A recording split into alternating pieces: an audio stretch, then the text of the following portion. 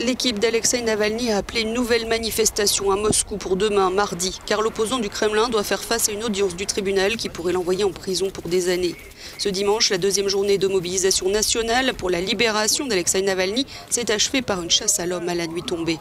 La police russe a interpellé plus de 5000 personnes et bloqué le centre de plusieurs villes, de Vladivostok à Saint-Pétersbourg.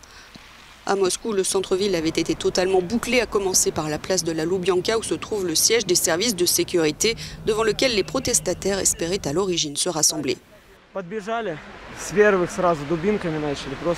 Les policiers se sont précipités et ont immédiatement commencé à nous taper, à nous frapper dans le dos avec une matraque. Je marchais les mains en bas, je ne comprends pas pourquoi j'ai été frappé.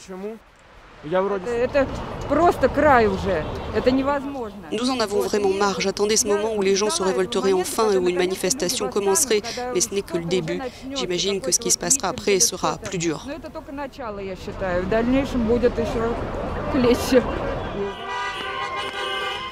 Poutine est un voleur, liberté, scandaient les manifestants. D'après l'organisation VD Info spécialisée dans le suivi des manifestations, au moins 5289 personnes ont été interpellées dans 88 villes. 1712 personnes à Moscou, 1164 à Saint-Pétersbourg. Un chiffre record dans l'histoire de la Russie moderne, note l'organisation.